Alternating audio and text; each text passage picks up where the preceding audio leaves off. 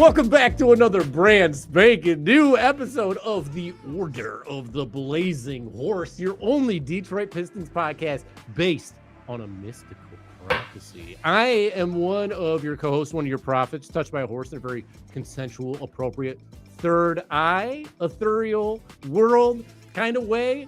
Praise horse, help us get all the way to this great first place position that we're in. Harry Morrow's out here in Ypsilanti. If you will, joined as always by my co-host, my co-prop, who's the boss, who's the most. Mickey Jacobs here, Harry. I'm very sad, obviously, because the Pistons lost for the first time in 4 or 5 games, but I'm very happy because we have a very special guest today. Oh yeah, I'm so thrilled to have her on. Friend of mine from LA, comedian, writer, and Beam Babe. Is that a thing we can say? Beamy Baby? Yeah, I'll be a Beamy Baby. Welcome to the show, Whitney Ralls, whose name I have to respell because I totally botched it earlier. Botched job. I can't tell you how many times I've accidentally signed an email Whitey Ralls. It's really unfortunate for me. That's very passive aggressive. It's memorable though. It's memorable. Yeah, it's a power play. Yeah. That's the way that you get into people's inboxes, even if they don't want you to be in there, even if they're like, you have a blocker on there, and you're like, well, rules don't apply for Whitey Ralls out here. Whitey Ralls actually does kind of sound like a wrestler name. It does, right? Yeah. Like a mobster. Yeah. So give me some backstory for Whitey Ralls. What sort of nefarious activities is Whitey Ralls into? Sounds like sports betting. I mean, I've been known to frequent Vegas with our dear friend Amy Silverberg. So shout out Amy. Yeah, shout out Amy. So Whitey Ralls responsible for Chauncey Billups' not so big shot out here. You heard it here, folks. Whitney, it goes all the way to the bottom, folks. Yeah. No, I'm so stoked to be here. Thank you guys for having me. This is awesome. This is actually my podcast debut, so I think the fact that it's a sports podcast is especially it's unexpected. Well, we're sports comedy, right? We cover both realms. Mickey and I are from the comedy world. You're from the comedy world, so it's really comedy based. We started this podcast because the Pistons were a joke, and now only one of our two teams is a joke. No shade to the Kings, but that's who we're going to talk about. And the Pistons are fresh off a loss to Houston, as you said, Mickey, which was a bummer. I mean, it did highlight all the areas that are a problem for the Pistons, which is free throw shooting, FTASS, ass. They're bad at it. 3-point shooting, bad. Second scoring, bad. Rough stuff. And the Pistons still lost by 7, which was their third biggest loss of the season, which is crazy to say. Lost by as many free throws as many points as they missed free throws. So there's all that. Tomorrow, Pistons face off against the Kings, the second time they play each other. Whitney, you were at the first matchup in Sacktown. Tell us about it. Oh, I guess I could describe it as a brutal ass kicking. Yeah, you guys ran up 50 points on us in the first half. But like I said, we're diehard Kings fans, so we don't lose or we don't leave until we lose, I guess you could say. So yeah, we stuck it out to the bitter end of that game, but no, yeah, you guys kicked our asses. And you were telling us before we even hopped on that you're not like a natural Kings fan. You weren't born this way, not natural. No, I wasn't born this way. No, it was a choice. It was a choice. And you know what? Do I have to investigate that with my therapist? Yeah, probably. You went against the grain and you said yes, Kings, when everyone's saying no Kings at this point. Yes, Kings. We're doing a lot of Kings. How'd that happen? Tell us how you fell into the fandom of the Beam. I fell in love. Aww. With Mike Bibby? with Mike Bibby. Mike Bibby's rippling muscles? Yeah, I married into the Kings. So my husband is from Sac. His whole family are like diehard Kings fans. They've had season tickets since the 80s. And so I started going to games with him, and I'm from LA, so very tense kind of situation there. Controversial, yeah. Capulets, Montagues kind of vibe. Do you think that was like a turn on for him? He's like, oh, Lakers fan? What? He turned her. Yeah, he brought me home to upset his parents, but then they converted me anyways. We love a convert. We love a convert on this podcast. Yeah, I mean, the Kings fan base is just so special and magical, because when you're there, we're like losing and everyone is still rooting for their fucking team and having a great time. And, you know, I became a fan during the Beam Team era, so it was definitely an easy time to get on board with the Kings. But yeah, there's just something so special about them. And, you know, coming from LA, like, I just sort of realized how fun it is to, you know, root for a small market team, to have an underdog. And, you know, we went to the playoffs, and yeah, we actually went to a playoffs game because we happened to be up in the Bay Area for a wedding. Oh, crazy. When everyone thought they were going to be knocked out by the Warriors, and then they won. So we had to go, we were like, we got to buy tickets, and we went. So cool. And then of course we lost, but I remember those games though. That series was one of my favorite playoff series in recent memory, and the games at Sacramento were crazy. Yeah. Also, shout out Sacramento in general. I think it's like a slept-on city. I enjoy it every time I go there. I love the Sacramento culture, and I like that people stay loyal to the Royal out there. That's pretty cool. Yeah, totally. I think Sac gets a bad rap, but it's really a fun little city, and I think there's something to a small city that is yeah, it's just like so fun because it has a small vibe, but there's still amazing restaurants up there. There's plenty to do, and it's also beautiful. Mm-hmm. Like you know, my husband grew up like 20 minutes outside of Sacramento, which in LA terms doesn't sound like a lot, but in Sacramento terms, it's like he was growing up like in farmland, you know? Mm. And so when we go up there and visit, it's just like, it's idyllic. It's like a Hallmark movie. It's like, should I write a Hallmark movie about a Lakers fan? I mean, I feel like 2 weeks in Sacramento, right? Is this have legs? Wait a minute. I gotta go. You're just hopping up. You're like just typing this whole time. Actually, brings home Lakers fan wearing purple sweater. Parents look at each other awkwardly. It's the most niche Hallmark movie of all time. Star-crossed lovers. I love that. And all star-crossed lovers. Yes, there we go. Okay. Boom, tagline there. Yeah. And you thought this was just a sports podcast. This is a writer's podcast. This is a coven of writers.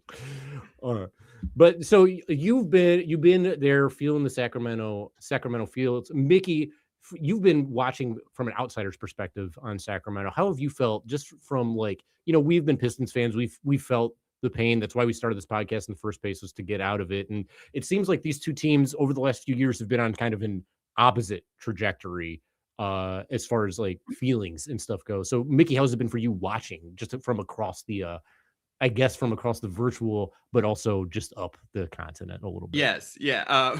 So I also love too, Whitney, what you were saying about like the small market team and just like teams that have not been historically great. Like there's that trauma bonding thing, which is so much more like powerful than just like, oh, this team's always been great, like amazing legacy team. Like I know that's what got Harry and I really talking about the Pistons, was just like the dog days of like the late 20 somethings. We were Stucky in those years. Yeah, the history. Stucky, stop it.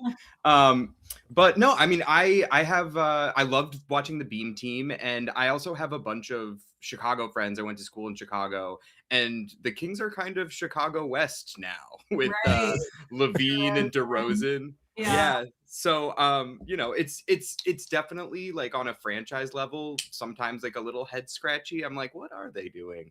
Because there's some young guys that they have that I know Harry and I really want to see play, like Keon Ellis. I think this is everyone on right now is very pro Malik Monk, and I love Malik. I mean, Malik might have been the one to make me a Kings fan, to be honest.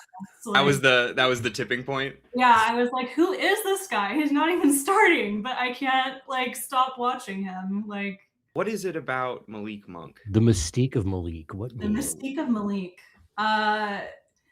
You know, I think what it is he plays with so much joy, and that really, like, I don't know, that just like connects with me. Like, you can tell he loves the game so much and he's just having fun. He's like, you know, and he's so like he's somehow able to combine like chaos and grace in a way that I think is like kind of some people might say is like, you know, what do you call it? Like, those two things don't belong together, but somehow he makes them belong together. Yeah. And he, like, I mean, his dunks, seeing his dunks live, like, changed my life. Because he's not like a big guy, right? He's like a slender, littler guy. Yeah, and he just owns it, and he's got so much confidence. And even when he turns the ball over, he's just like, it like rolls off his back like it's nothing, like maybe too much. But there's something I think that I personally need to learn from that. So I just like, I became a huge Malik fan. My in-laws got me a Malik Monk jersey 2 Christmases ago, and I like screamed on unwrapping it. Yeah, I don't know. I think he's just got like a great energy, and, you know, he's always just like having a good time. And I feel like it's such a great energy to bring to the game, especially when you're losing a lot. Like, and I think that's kind of embodies the whole Kings fan base, is like everyone's still diehard for their team, even though we're losing all the time.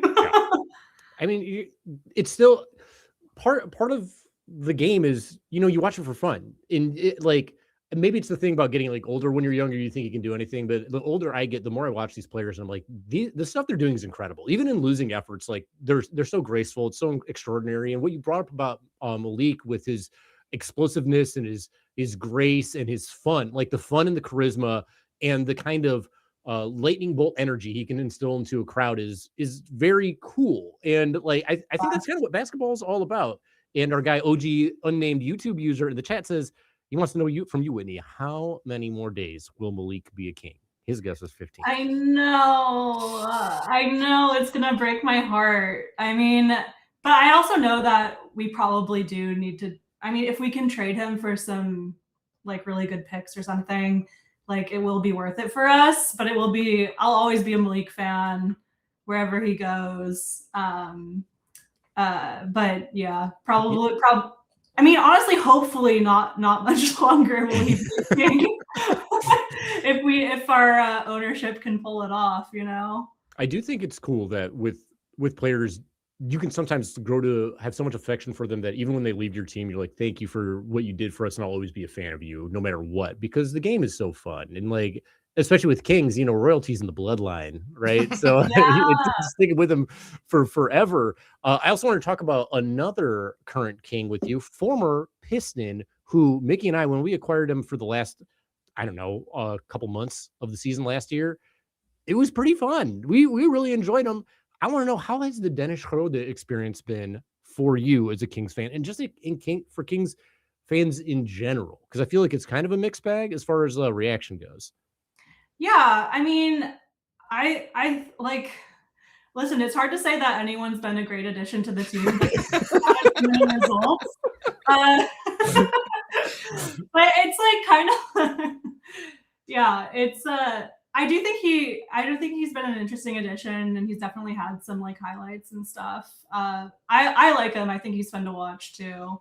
But it's kind of like when you're playing like Risk, or like, I don't know Risk that well. When you're playing Catan, and like, you know, you don't have a good position at all, and so you just like do something random to try and make it better, and it kind of helps, but it's not going to win you the game.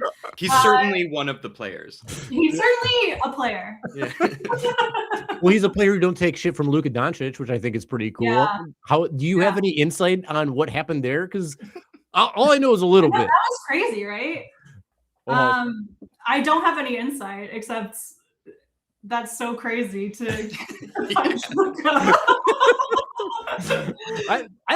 that's kind of what I love about him though. Like he don't take no shit. He's got a little sass in him. Yeah.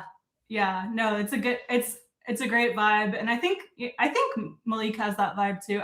I really appreciate that in a player. Just like the passion. That fire. The fire. Yeah. Schroeder was a huge part of our team last year, especially towards the end. And so I think a lot of us were sorry to see him go. A lot of people wanted to retain him, but he got paid. I love too what you're saying about like, hopefully you guys are able to flip Malik for something good. And also you'll be watching him. I know there are players on the Pistons where, you know, maybe they need a change of scenery. Maybe that's what will be best for them. And I want the best for that. Totally. I mean, even like when I think back to the Beam Team era, like when I see like Davion Mitchell out there, yes, I still like feel fondly towards him, you know. Love Davion. And I think when they come back to the arena too, the fans really like appreciate it and like give them a round of applause and give them their dues, you know, maybe except De'Aaron, but yeah, we don't have to go there if we don't want to. Yeah.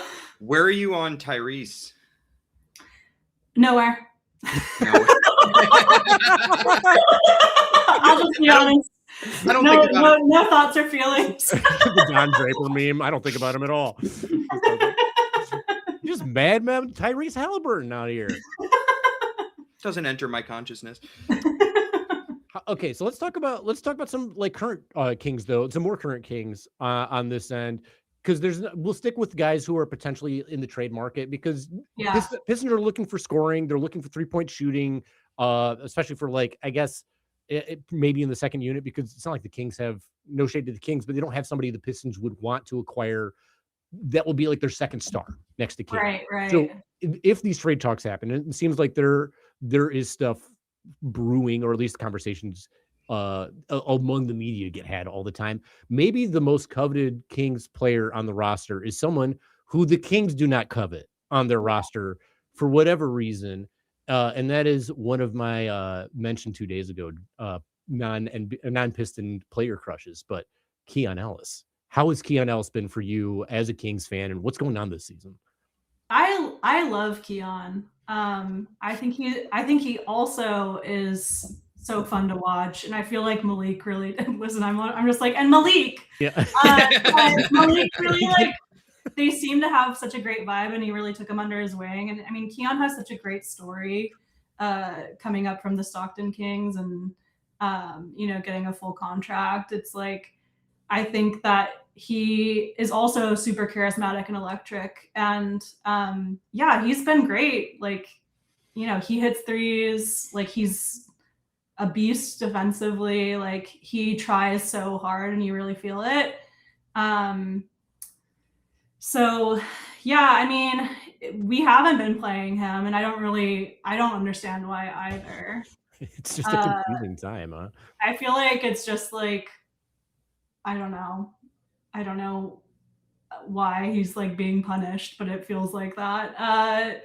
It feels kind of similar to when Monty Williams took over the Pistons and Jaden Ivey got benched. And everyone's like, what is going on here? Like, we believe in this guy. This guy can potentially shoot. He brings something to the table that the guy who's playing in front of him clearly does not bring to the table. And that seems to be very Keon Ellis-esque. And also, real quick, I want to interject. In your Hallmark movie, your protagonist, your lady protagonist, at the end of it has to meet Malik Monk, and he's got to come onto her, but she has to choose her, right, or whatever man over Malik. So that's amazing. Listen, we're writing this whole script out here. Okay. I'm writing this down. Pulling out my notepad. Is it a bad ending if she leaves her love interest for Malik Monk? And then it's A24. There we go. The melancholic ending. Man, what a joining of genres. A24, Hallmark. So OG YouTube, unnamed YouTube user says, the Kings have too many guys who play the wing and need the ball. The roster makes 0 cents. Is that your analysis as well? Does it seem to be that way? And is that part of the reason that like Keon's like kind of falling out of favor here? Yeah, I mean, that sounds smart. I'll take it. OG does know what's up. He's all over the place. Been around the block. I mean, he's OG, so like I respect that. Yeah, no, I mean, I think like I think our roster doesn't make any sense. We just don't have a team that can play together right now, and that needs to change. How or when or why? I don't know. Hopefully something happens for us. Again, it would suck to lose Keon, but we're not playing him anyways. So, it would require me having a little faith in the management to say that we're gonna, pivot and do something amazing with these trades. But I think it's a long road for us, and that's what it means to be a Kings fan, and I'm okay with that. Respect. I will say I'm like a little worried about this game for a couple reasons. The Pistons Kings game coming up. Yeah. So first of all, the Pistons just lost to the Rockets, and the Kings have beat them twice, which super impressive. The Rockets are a team that a lot of people were really high on this year. Also, our best player, Cade Cunningham, has been playing hurt. He has a banged up wrist, and I think he's got a banged up hip now. And he's got an illness on top of that. There's like another undisclosed illness. An illness. He's sick of this stuff. Yeah. Plus, the weather out here is so bad. Like, I was praise Horse for raising the temperature 20 degrees this morning from -11 to 9 degrees when I started this podcast. So, like, fun stuff. So, cold weather ain't good on those. No, and he's been averaging 13.5 points, 9.5 assists, which is very good. And how many rebounds have we got here? Like 3. So he's struggling. The efficiency hasn't been good.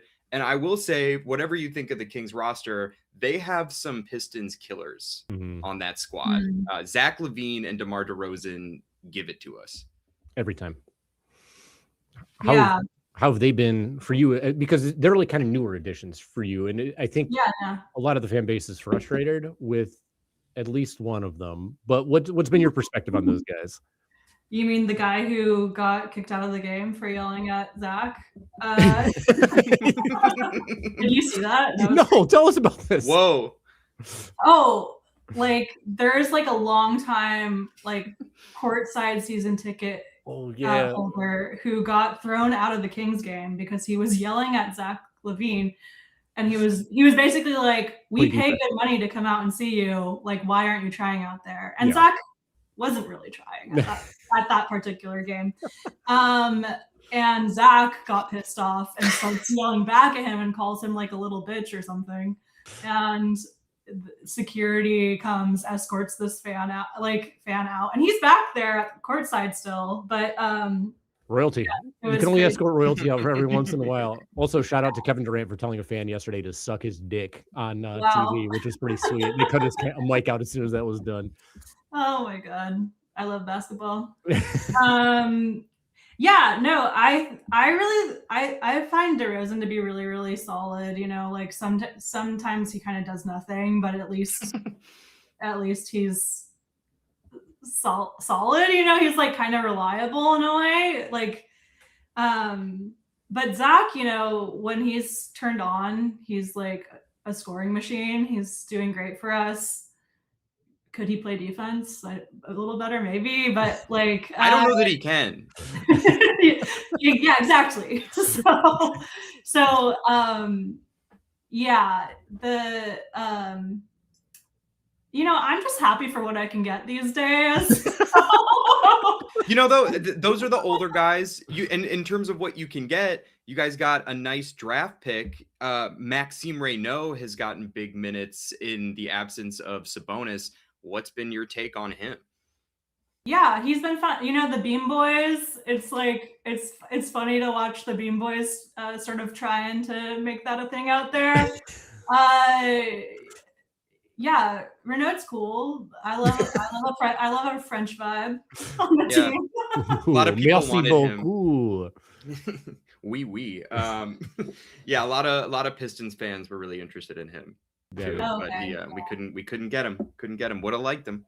Yeah. Not that no knock on Chaz. No, I like Chaz too. I honestly I hope Chaz gets more minutes as the roster gets compressed a little bit here, because I feel like he could have honestly helped out yesterday in a game where Pistons couldn't hit the three, and like you see Ivy out there for a little bit, and he gets pulled, I'm assuming, because of turnovers in defense, and he's one of your best 3-point shooters. Maybe bring in another 3-point shooter.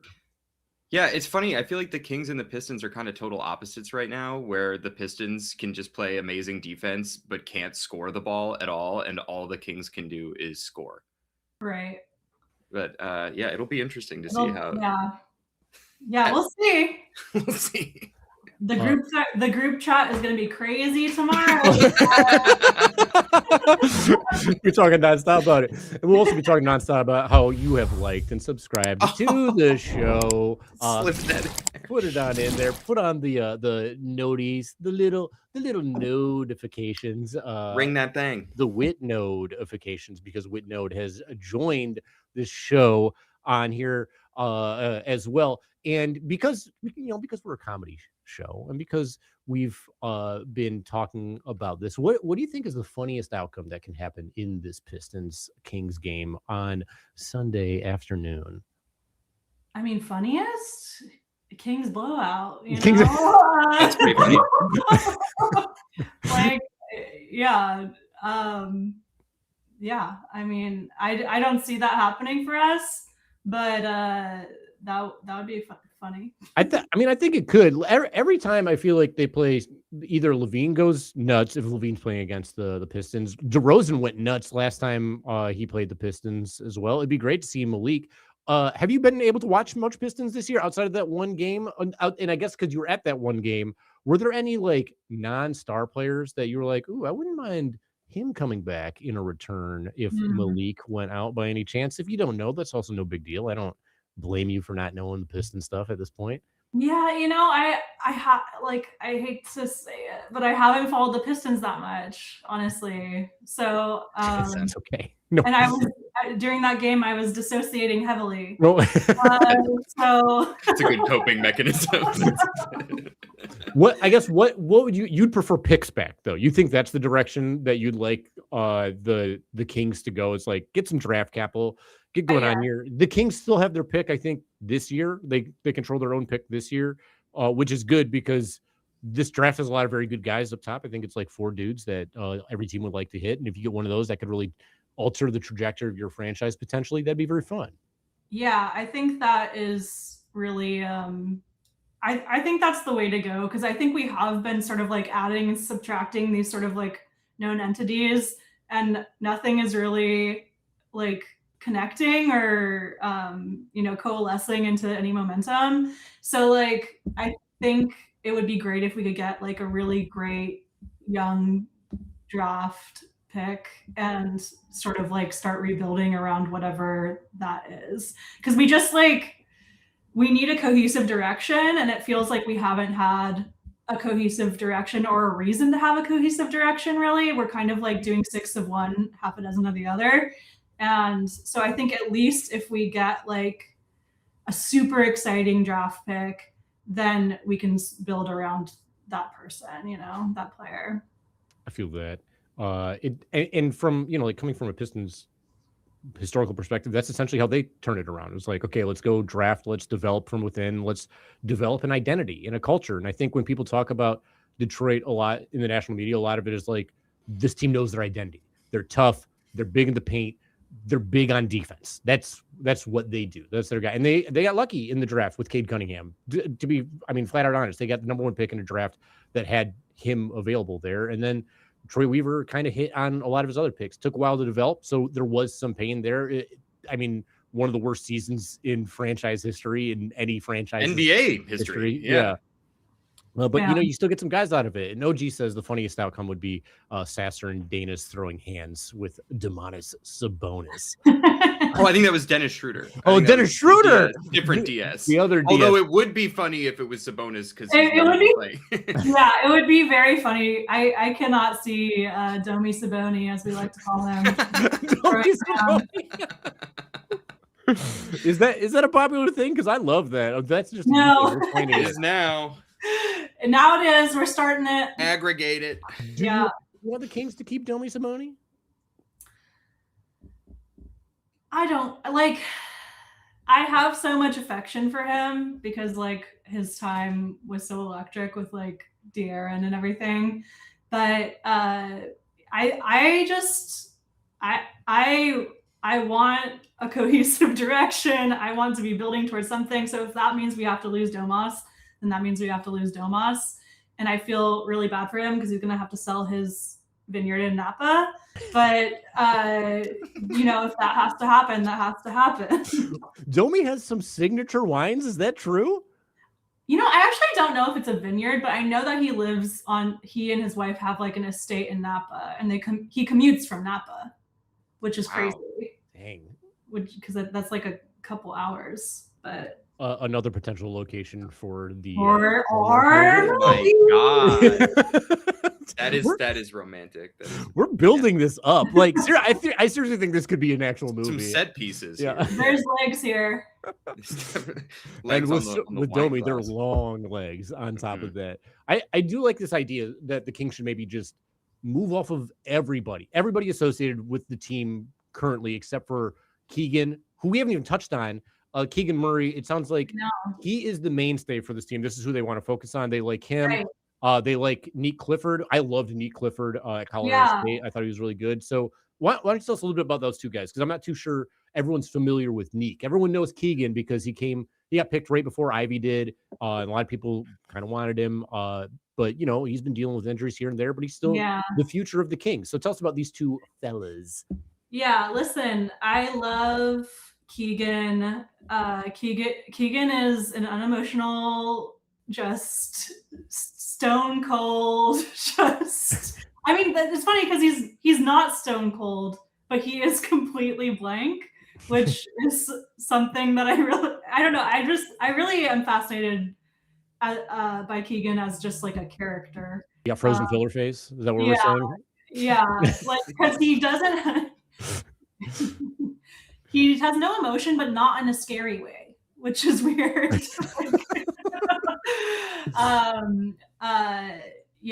But Keegan is awesome, and I think that if he can like get healthy and shoot the three and work on that, he was really working on that, and it seemed to pay off a little bit, but then kind of fell off.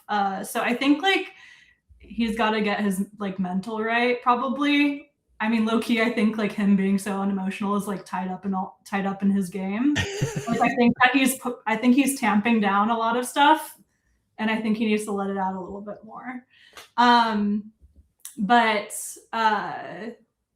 We got to take him on a retreat then. Let's get him on a retreat out to Napa. Let him loose a little bit. Find his voice. Come out animated. We can. There's his brother Chris on Portland. We can do before and afters, right? Like compare the new Keegan to the current Chris to see what their emotional state is. We won't have to change too much. We'll see how it goes. But as you were saying about Neek before I cut you off with this idea. I think Neek had some good moments last night for sure. I think. I'm not going to have a very smart take. I'm just like watching and waiting. We're not pros. We like to speculate and just make gut reactions. But sure. I like what you're saying about Keegan though, and like there's some big personalities already on the team, like Russell Westbrook, Dennis Schroeder. Like maybe there's not enough space for Keegan to be Keegan, like you're just dominated by these giant personalities. You've got like former MVPs in the mix, spicy German guys. So I don't know where I was going with that, but no, German guys, buttery French guys. Mm-hmm. It's all the Romance language cuisine out there. Crouton baguette, baby. Yeah, I know. I could see, I think he's a shy guy. And I could see that being, I think he's got to get over that, because I am a little bit of a shy guy myself, but I you gotta find your way to be the shy guy that surprises people. Mm-hmm. You can't be the shy guy all the time if you want to write the Baby Shark movie. You gotta burst through with that. Yeah, you gotta surprise people and be like, yes, Jossum. Just throw out great hits like Jossum, Bubble Busters. Not everyone can do what I do.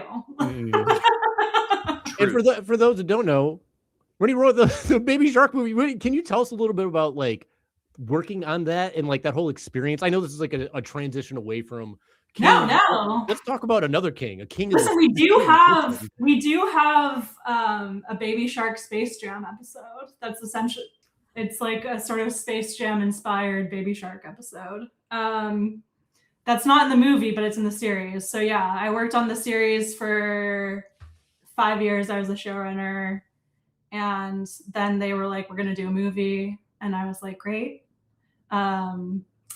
Had to pitch on that, which was crazy. And listen, I don't want to say I was first, but we had K-pop in our movie before K-pop Demon Hunters.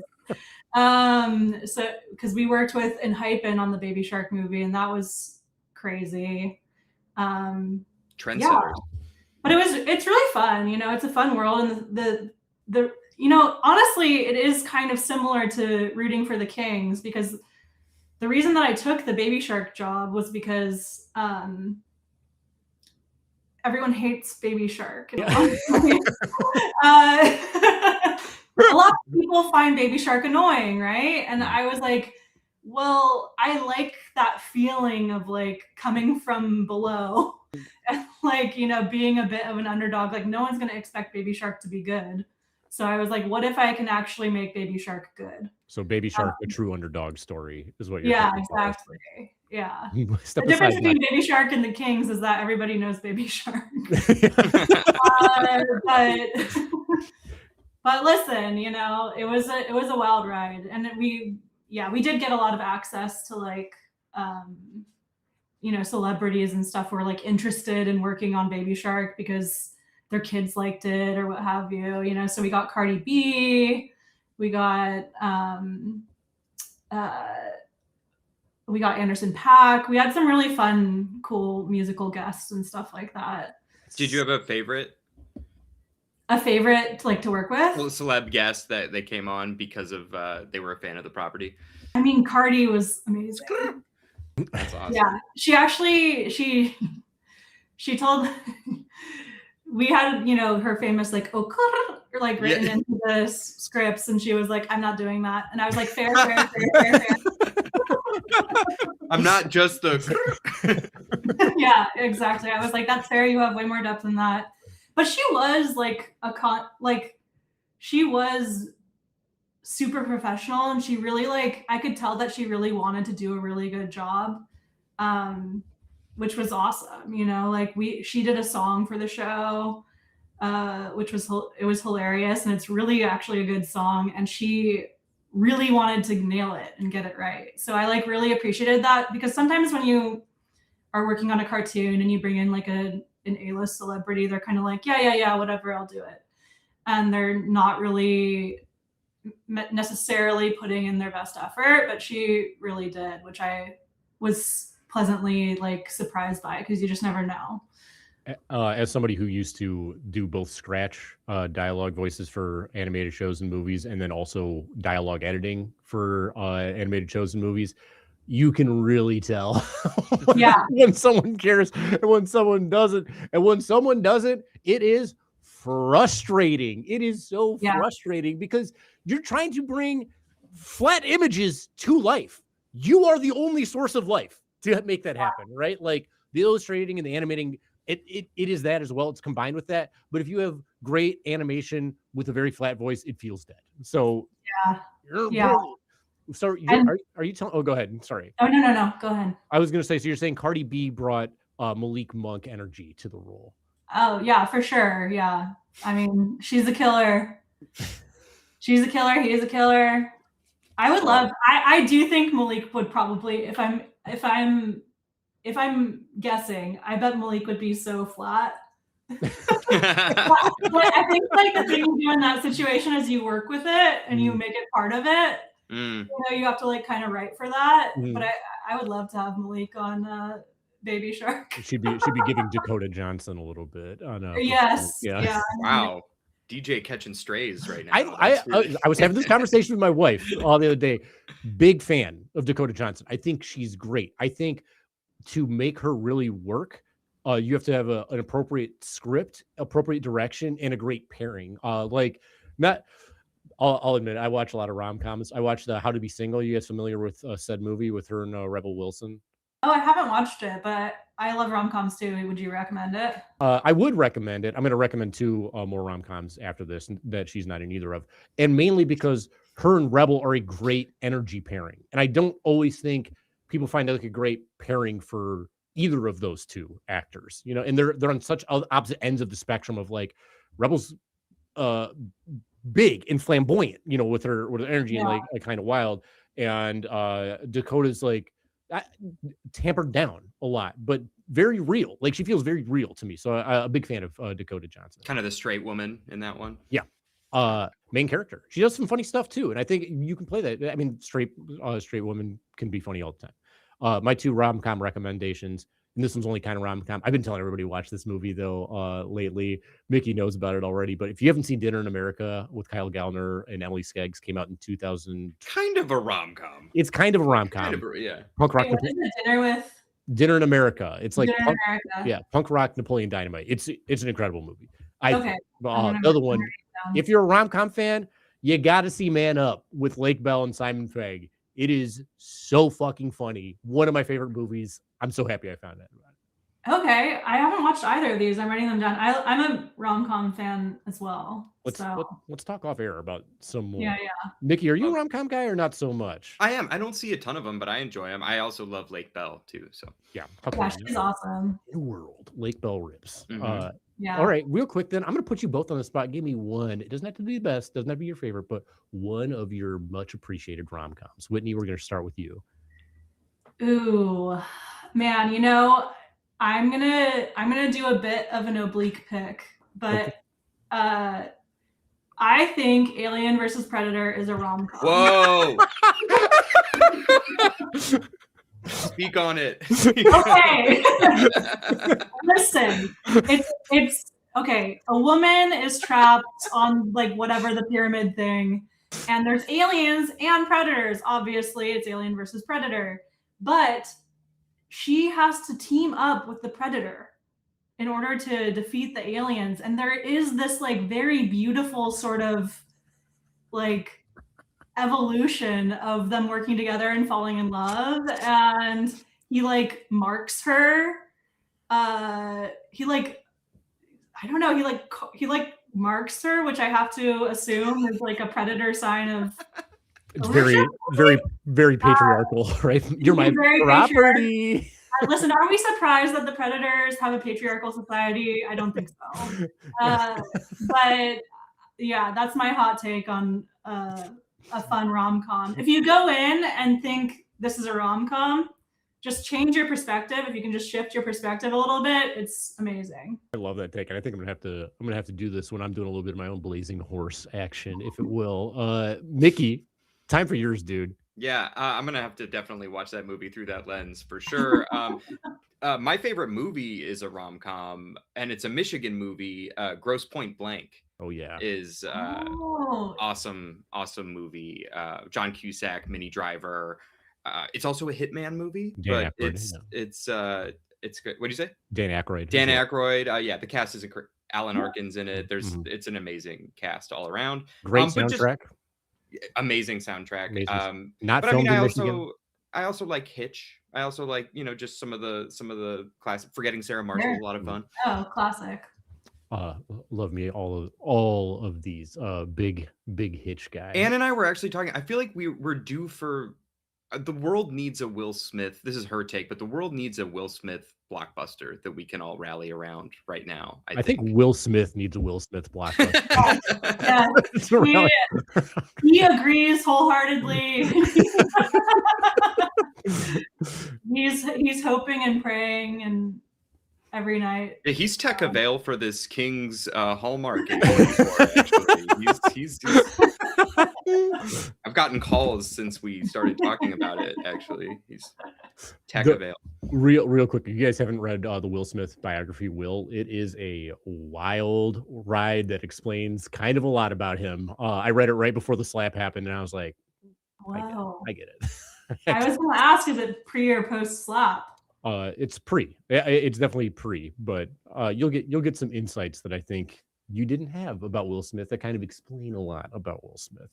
But speaking of like explaining a lot, we also play games on the show, and I want to be able to explain the rules of this game that we made especially for you. It's a fan favorite on here, Whitney. But Mickey, because you're like the games master in this specific one. You want to give us the rundown here? Yeah, and ampersands in the chat came in for hot takes. Now we're getting back to basketball a little bit. We're playing games. This game is called Who You Talkin Bout, Reddit. So Reddit's a crazy place with a lot of opinions flying around, a lot of takes. And so when there are sort of similar players or similar figures, what we'll do is we will dig up posts about people, and you have to guess whether, in this case, it's about Malik Beasley, our former Malik, or Malik Monk, Whitney fan favorite. So they occupied similar-ish roles on the teams. They're both Maliks. So we're gonna get into it. You're gonna be facing off against Harry. Okay. And we're gonna be rifling off. I've got 4 for each, but maybe we just do. Oh, 3. You found that many? Oh yeah. Oh yeah. I'm the games master. I'm the gamesman. That's what we do. And I will tell you, this was a fun one. I think it's gonna be tricky. Okay. Whitney, are you familiar with Malik Beasley? Not at all. Okay. I did a light Google, but okay. I kind of think it'll be more fun if I don't prepare too much. I'm gonna switch my Zen out for this though. Okay. Put it in. Respect. I think that's the first Zen on the pod. That's awesome. I don't even know what Zen is. Harry. I'm sorry. I'm chopped, dude. You're not really a sports fan. If you're not putting in an upper decker, you don't know what's going on. OG says our last game show almost ruined your friendship because of their dream crushes or whatever. We had kind of like a newlywed game, and it turns out I'm a bad partner, I'm a bad listener, which no. I didn't need to play this game. You won the game. Yeah, but it was close. It was close. I was grasping for a while. Oh, hell, Zen in. Clamp the hat on. Zen in. Let's go. She's locked in. God, okay. Damn, I don't think I got a chance. I got to pop my collar just to get into this. Don't even try. It's not a look for me. All right, let's go. The first one. Malik coming off the bench is a genius chess move. Any possibility he enters into the 6th Man of the Year talks? Is this about Malik Beasley or Malik Monk? And I can repeat it if you like. Who answers first, or do we just free for who's all? this for, Mickey? Me? I'll give this one to you, Harry, just to show Whitney how it's done. Okay. Let me show you how to answer this question. All right. So come off the bench. Any chance he gets into the 6th Man of the Year award? Malik coming off the bench is a genius chess move. Any possibility he enters into the 6th Man of the Year talks? I'm gonna go with early Malik Beasley because it started out hot. So that's what I'm gonna say. Who was it? Ding ding ding! That's a Malik Beasley. Yeah, baby. Oh, that's what I was thinking too. Because is it a question that Malik Monk is in the 6th Man of the Year? He's kind of always in that conversation. Yeah. Oh, OG thought it was Monk. So It's a pusher. That's what makes it a game. That's what makes it a game. I thought Malik Monk could have been in the 6 man of the year. This is also like throughout their careers, right? Like it's not from like this year. It's right. This could span. So that one was from Pistons subreddit from 2025. Yeah. And I do think Malik Monk was in the 6 man of the year conversation at least a couple of years ago. He was, yeah. Because he was really balling out. Shout out to him. Okay. So that's how the game goes. All right. We listed off. Pretty good. All right. Here, this one's for you, Whitney. Okay.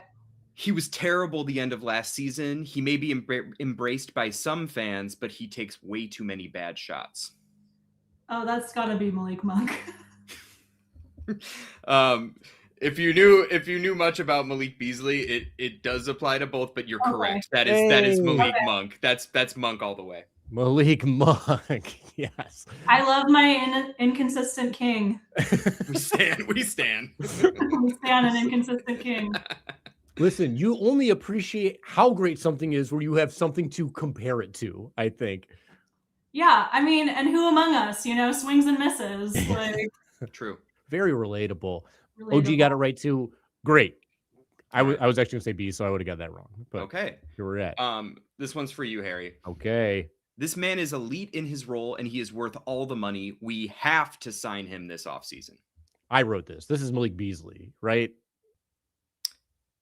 That's Monk, baby. This is Malik Monk. King subreddit 2025. Get with it. I get it. Because we were worried, but then we signed him for quite a bit of money, which is why he might be difficult to trade. Yeah. What is his contract right now? Is he making like 19,000 or 19 million? See, he said B's too. OG got that one wrong too. He said B's too. Games master. I'm gonna look up Malik Monk's contract. I don't know what he's making right now. Because everyone's saying his contract's so huge, and I'm like, all right, how big are we talking here? How big is it? It's not even that bad. It's like this year it's 19 mil, next year it's 20 mil, the year after that it's 21 mil on a player option, right? That's not crazy. I mean, you don't necessarily want that off the bench, but I don't think that's like a bad contract or anything. Levine's making twice as much. Yeah. Well, Levine has a terrible contract. Yeah, one of the worst. I just 18 goes up, yeah, but 18, 20, 21 over the next years, the cap's going to go up too. That's a pretty small contract to me. I mean, like you look at Stu's, that's like the equivalent of what Stu's is. It's pretty close to what Stu's is. 5 million more, 3 million more, something in that range.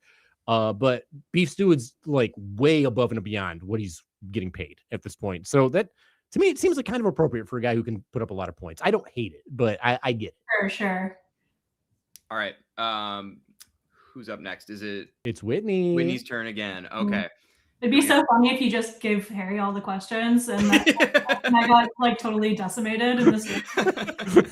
No, honestly, the more questions I give him, the better chance you have. I feel like I think he's digging his own grave here. Not a great track record for me. Great track suits in my closet, but not a great track record. Remains to be seen. Yeah. Remains to be seen. Needs to come fully. Make it till you make it. Mm-hmm. Yeah. And real quick, OG says the problem is his archetype isn't getting paid. That is true. That's super true. It's like the Jaden Ivey conundrum, the Cam Thomas conundrum, and that's why you don't necessarily need to trade for him. You can probably get somebody like that pretty good in free agency. Anyway, proceed. Started tossing in there. All right, Whitney's turn. He was absolutely ass on the Lakers. Was Beasley on the Lakers too? They both were on the Lakers. And they were both absolutely ass. I'm going to say Monk. That's a Beasley. A Beasley. The shimmy. Yeah, I think they were both like super disappointing on the Lakers. Like Lakers fans didn't like either of them. And when was Monk that bad for the Lakers? Because I remember watching him a little bit, and I like Whitney, everything you've said about him, like just playing with tenacity, just being a dog out there. Like I remember that, and I remember him hitting some big shots, but maybe that's just anecdotal. It's moments. It's just moments because then he went to Charlotte and he popped. I think. Wait, did he start at Charlotte? I can't remember. One of the two. I whatever. I'm gonna have to look all this up. God, I forgot about the Charlotte years. era. Was the Charlotte when he resurrected his career? Is that who drafted him? I can't quite remember. Now I gotta pull this up. Malik Monk stats. Yeah, I don't know. Malik Monk stats. I just didn't want Beasley being called ass. It's a hard game. It's not it's not easy. It's not designed to be easy. Mm-hmm. And that's why you're a great game master. Thank you. I was fishing for that compliment, but I appreciate you taking the bait. So yeah, Malik started in Charlotte. He was like not great. And then he went to LA and he was, I mean, not bad. Shot 39% from 3. That's pretty good. Yeah. So I don't quite get it, but Lakers fans, am I right? You certainly are. I would never have ever been a Lakers fan. Yeah. We were talking about that before you came on, Harry, just like Lakers fans and, just not wanting to, like, when I picked a California team, they never entered the equation. It was an easy bandwagon to leave, I guess. Mm-hmm. Yeah. No, you're doing everything right. Sacramento rocked the better purple, I'd say. Okay, Harry's turn. Okay. Malik has a really smooth stroke. He shoots with a nice rhythm and gets a good elevation on his shot. This really is both. He gets a good elevation on his shot. I think I'm going to go with Beasley on this. No, really? Monk, this is from the NBA draft thread from I think before he was in the league. Everyone's getting got today. Everyone is getting got. Everybody. But Monk, he flies, when he does, he really gets up there. I didn't know that he got elevation like that on his 3-point shot. I just know that Beasley, his release was pretty high, which was always pretty great for his 3-point shot. But cool for Monk. He sounds like a player I might want on the Pistons. Okay, Whitney's up. He's a great dude, amazing personality, so much spirit, and brings energy to the team off the bench. I want to say Monk, but I feel like I'm going to be wrong, but I'm going to say Monk. Ding, ding, ding, ding, ding. You're absolutely right. For those who know Beasley, especially Pistons fans who know Beasley, it does apply to both. Oh, yeah. Yeah. We used to refer to him as a 3 and V player. 3s and vibes. Great vibes from this guy. Yeah. The vibes are important. Mm-hmm. See, even OG guessed B's.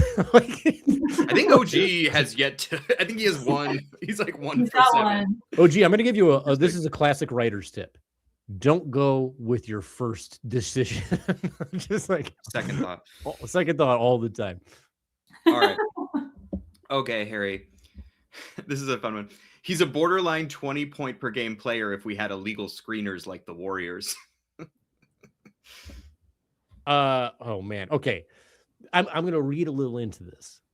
I'm going to go with Malik Monk because I can't imagine Pistons or Bucks fans talking about the Warriors the way that Kings fans might talk about the Warriors. Yeah. Yeah, well, you're right. And the Kings fans wouldn't talk like that. But actually, that's about Beasley from the Lakers subreddit in 2023, my guy. Harry's dying out here. I am historically terrible at this game. Like super, super bad. The fun thing about this one is I can just say Malik for all of them instead of sometimes I have to say blank, but this is great because I can it's one Malik or the other, one Malik after another. All right. I heard that's up for best Oscar this year. One Malik after another. Yeah. It's my favorite PTA for sure. It's nominated for best score. Is that right? Yeah. Shut up. Zinger, baby. Get out of here. I hate you. Okay. Last one, Whitney. Malik is all heart, man. This city loves him. I want to say Monk because he's the Sacramento pizza guy, and the city does love him. But that could be true for Beasley too. These quotes are insane. We've had a lot of Monk for answers too. I'm thinking high level, Definitely overthink it. I'm gonna overthink it and say. Wait, before you guys, I want to tell you, OG guessed bees, so that might influence. Oh, okay. Your Then I gotta go Monk. Okay, can I say Monk? Final answer. Yeah, but I wish you didn't because you were Beasley. OG. Harry playing defense right now. Harry's playing mind games. I mean, much unlike a Malik, I'm a defensive mastermind out here. That's my skill set. But what is this Sacramento pizza thing? I don't know this. This is a thing. Wait, tell us about this, because I when I was hunting for Reddit quotes, this was everywhere, and I don't understand it. Okay, so they didn't actually really do it during the Beam Team years, but there's a local chain in Sacramento called Pizza Guys, and they get one of the Kings to be their pizza guy for the year, and he like does all the commercials, and it's like awesome. I mean, this is a great example of Malik being would be a flat read for voiceovers. He's just like, I'm Malik Monk, I'm a pizza guy. Like, it's awesome. There's a Malik Monk Pizza Guys special, which I criminally have yet to order. Wow. So I think we got to change that soon and see what the Malik Monk special is all about. I love that. That's because I found this lore all over Reddit, and I just was like, It's a huge honor to be a pizza guy. No, and Malik reps Sacramento so hard. It's like really, he's, he does love the city and the city loves him. So respect. Well, if we've learned anything from this game, I think both Maliks were beloved by their teams and kind of filled a similar role, just that energy off the bench, scoring punch. I actually wasn't keeping count, but I do think Whitney beat you, Harry. I got one. You got one. I think correct. Whitney got two. Yeah. Whitney got two. Double so my I knew it. You got rocked. A King's victory. I hope this isn't a sign for things to come, but congratulations, Whitney. Thank you. Well done. Thank you, guys. Malik means king in Arabic. I would be remiss if I didn't mention that on this pod. Would you be king on the Kings if he was a king for the rest of his career? Would I love that? Yeah. Oh, absolutely. Because I do think like of all the, because the Pistons before they were bad, they were mediocre. And it was that similar sort of limbo thing of like, just trade these guys like the Reggie Jacksons and the Andre Drummonds of the world, where it was just like, clearly this isn't going anywhere. Let's just be bad. But I feel like you could always use a Malik off the bench, even if they were to offload Sabonis, Levine, and DeMar. Yeah, totally. Yeah. So keep Malik on the bench.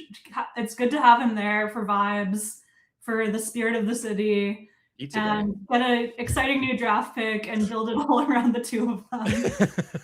That's, you know what? I'm gonna get Doug Christie on the phone. Call him up. Doug Crusty, if we're talking about pizza, right? Doug Christie did a softcore porn with his wife. What? Yeah, it's available for purchase on Amazon. Wait, what? Let me look it up. What's it called? This is true. Wow. When, currently? Recently? Oh God, I can't remember the name of it, but it's out there. Former NBAer Doug Christie is making porn the family business. What? The family business? Whoa. Yeah, that's a weird way to say it, right? Mm-hmm. Wait, is it called the Christie's Uncut? Maybe. It's not even a good name. Well, unless he's uncircumcised. And then that's in the eye of the beholder. Yeah, I would assume, Harry. that's the. I think there's layers to it. Wow, I'm looking at a very blurry image of a DVD case, and it's pretty great. Okay. I have one more. I have one more Sacramento Kings pornography illusion. You do? I do. How odd is that? When I was young, and the internet was young, and I may have seen some adult content in my younger years. There was one episode. Let's call it an episode. Is that what you call these? There was one episode of pornography that I saw where this man, I was saying, he's like, oh, the coach says that if I have sex or masturbate before a game, I play and shoot as badly as Peja Stojakovic. And the lady's like, oh my God, not Peja Stojakovic. I was like, who dropped Peja Stojakovic into porn? That's, if you want to know how old I am, that's the porn that I've seen. It's a deep cut. That's as niche as our Sacramento Kings LA Lakers rom-com. Yeah. Are we going to throw a little porn into this then? Is Doug Christie going to be filming porn at Domi Sabonis?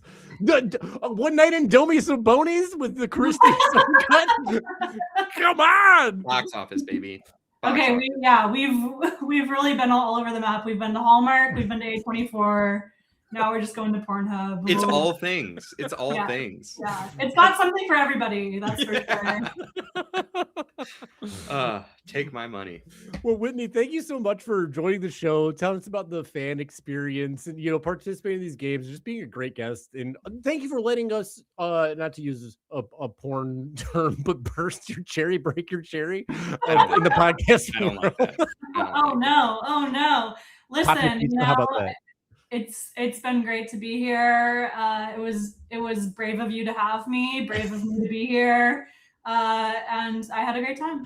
Thank you so much. We're all brave. Thank you. Do you want to tell us about where people can find your work, what you got going on, anything like that we can pump out for the people to check out? Oh sure. I mean, I'm at Whitnode on Instagram. I'm not like a super social media person, but I've got, go watch the Baby Shark movie on Paramount Plus. I swear, it is fun, even if you're not a child. It's a tearjerker.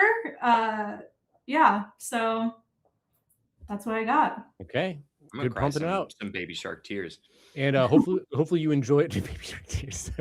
Hopefully you everybody enjoyed listening to the show and is looking forward to the matchup. I think it'll be a pretty fun game. Kind of hoping Cade Cunningham does not play. I kind of hope he gets some rest, and I hope we get to see this Danis Sasser Dennis scrum that was alluded to earlier. And for everybody out there, thank you so much for joining. We're going to end the show the same way we always do, which is by saying the OOBH acronym aloud, because that's what a horse would sound like anyway. So I've been Harry. And I'm Mickey.